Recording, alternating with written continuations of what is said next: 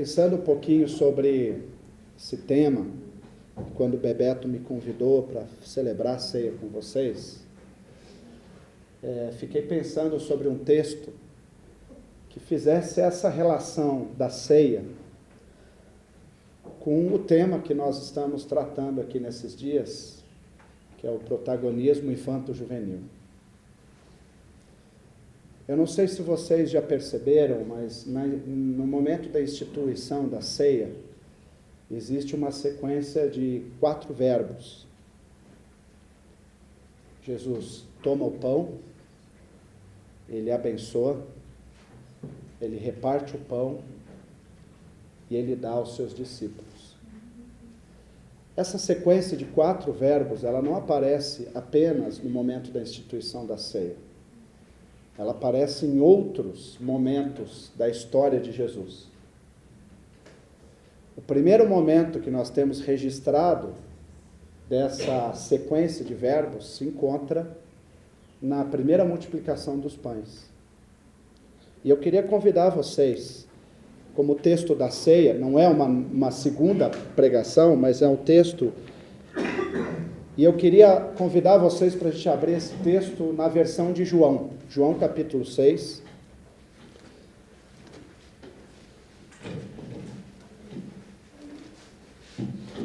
Quando eu era adolescente, sempre pensava assim, que eles podiam ter feito um evangelho só, né? Por que ter 4 que falam sobre a mesma coisa? Dava preguiça, né? Tinha que ler os 4 evangelhos, podia ler um só, né? E quanto mais eu leio as diferenças dos evangelhos, mais eu me encanto com a riqueza do reino.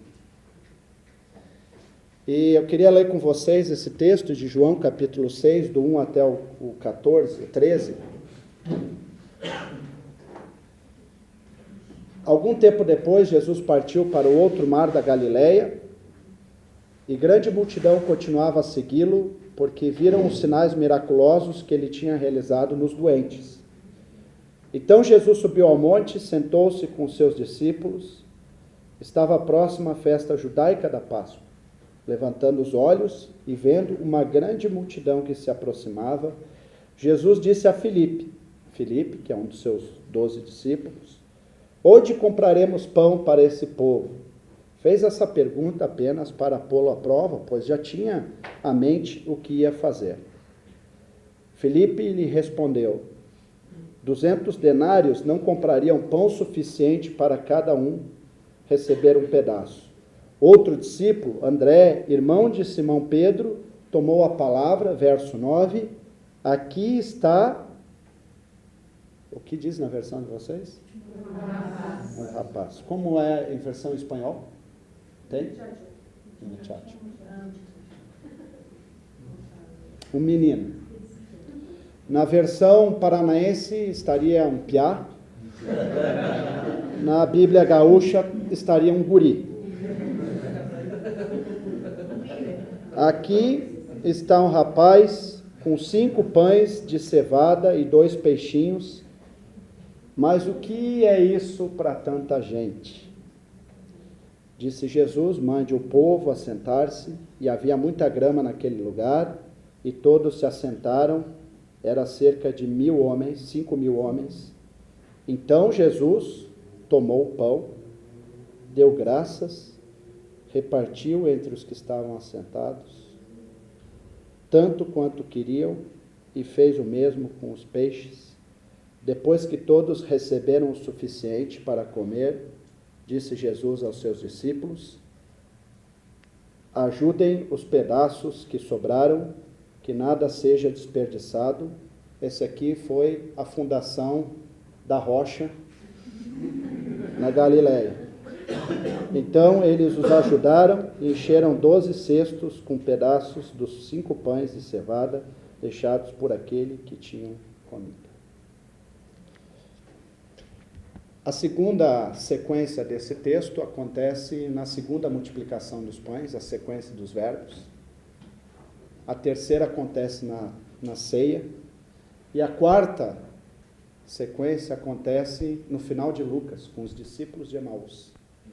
Foi exatamente nesse momento que Jesus faz essa mesma sequência de verbos, pega o pão, abençoa, parte e dá, que os discípulos tenham a revelação do Espírito e a confirmação de que aquele era o Cristo. Vejam, Jesus não é reconhecido pelo sermão. O mesmo Jesus que discutia com os doutores da lei, como foi lido 2 vezes nos textos durante esses dias, não foi isso que fez com que os discípulos de Emaús o reconhecessem, mas foi essa prática, o que eu chamei aqui de metodologia pedagógica de Jesus. E de alguma forma é isso que Deus faz com cada um de nós, não é verdade? Ele nos toma para si. Ele nos abençoa e nos consagra diante do Pai. Nos santifica através do seu Espírito. E aquilo que somos não pode mais ficar conosco. Nós precisamos ser repartidos. E repartir aquilo que temos recebido do Pai. E nós somos enviados ao mundo e dados para todos os povos e todas as nações e todos os lugares onde estamos. Nós somos o elemento da ceia. Nós somos aquilo que Deus faz conosco. Mas nós não podemos ir enquanto não fomos abençoados, nós não podemos ser entregues enquanto não pertencemos a Deus. Essa é a maravilha do reino. Esse é o convite para todos nós. Por isso que quando Jesus, no momento, na última ceia, ele reúne os seus discípulos, eu acho, e quanto mais eu estudo esse texto da última ceia, mais me impressiona que Jesus, na sua última oportunidade de fazer um resumo teológico daquilo que ele havia ensinado para os seus discípulos, ele não fala nada. Jesus não fala nada. Ele faz o que ele sempre fez: sentar com os seus, partilhar a mesa. É isso. É isso. O bonito da missão e da tarefa que Deus confere a nós é que nós precisamos muito pouco para fazer uma grande diferença no reino. Muito pouco. Eu vou escrever um texto, eu só não posso assinar porque senão eu vou ser expulso da minha denominação, que é a teologia da Dora Aventureira. Há alguns desenhos infantis que Deus tem falado comigo. Tem um desenho que eu estava assistindo com a minha filha hoje, que se chama a Doutora de Brinquedos. Alguém conhece? Essa Doutora de Brinquedos, ela tem alguns brinquedos que são os companheiros dela. A função dela é reparar os brinquedos. Então ela conserta os brinquedos. E ela tem os seus discípulos. Tem o dragão, que é o corajoso e atrapalhado. Ela tem um boneco de neve de pelúcia, que ele sempre se esquece que ele é de pelúcia, ele tem medo de sair no sol, porque senão ele vai derreter. Mas tem um personagem que é fantástico, que é uma ovelhinha. E a tarefa desta ovelhinha é distribuir carinho. Então, quando ela enxerga um brinquedo triste, ela vai lá fazer um carinho. O que você precisa é um carinho. E quase tudo ela resolve com os brinquedos com carinho. Pouca coisa nós precisamos para fazer grande diferença no reino de Deus. E é interessante porque esse texto aqui, João é o único que traz o menino como o protagonista da história. Vejam, Jesus está sentado com seus discípulos. Ele olha para aquela turma e fala: gente, tem 5.000 homens, se cada um tinha uma esposa, como eles não eram monogâmicos naquela época, mas vamos cortar por baixo. Né? Vamos cortar por baixo. Digamos que cada um tivesse uma esposa e cada um tivesse um filho, nós estamos falando por baixo de 15.000 pessoas. Jesus olha para os discípulos e fala: e aí, o que vocês vão fazer? Claro que a nossa cabeça adulta vai para os números, puxa o extrato do banco e fala: não dá para fazer nada, Jesus. Primeiro que nós não temos dinheiro. Segundo, se nós tivéssemos, quanto dinheiro precisa para comprar pão para 15.000 pessoas? E digamos que a gente tivesse dinheiro para comprar pão para 15.000 pessoas, qual padaria teria pão para entregar para 15.000 pessoas? Então, inviável.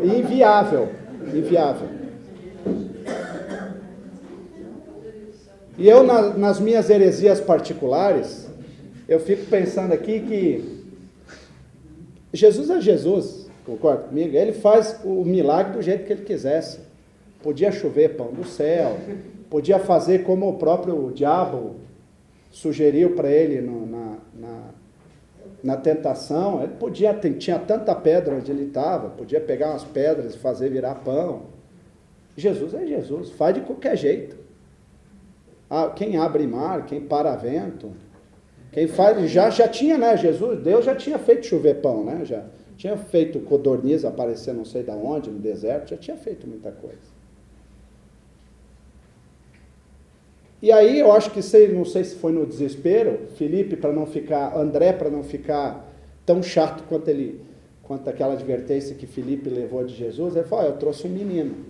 E aparece o menino, com os pãozinhos que ele trouxe para o lanche dele, porque ele queria ver Jesus. Né? Na verdade, tem uma versão mais antiga desse manuscrito que diz que eram 7 pães e 5 peixes. Mas o menino foi comendo no caminho até chegar lá.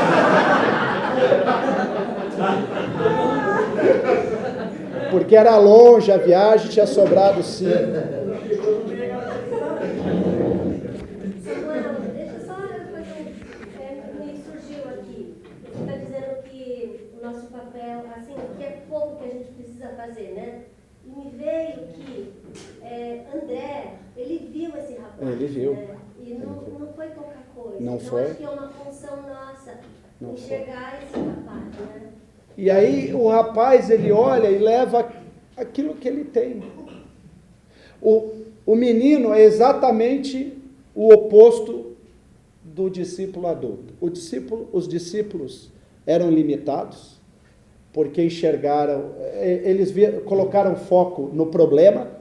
O problema é que nós não temos dinheiro, o problema é que é muita gente, o problema é que não tem padaria para comprar pão. E eles eram incrédulos. Os discípulos eram incrédulos. Nós não damos conta da demanda que nós temos, nós não damos conta. O menino, para mim, representa o contrário.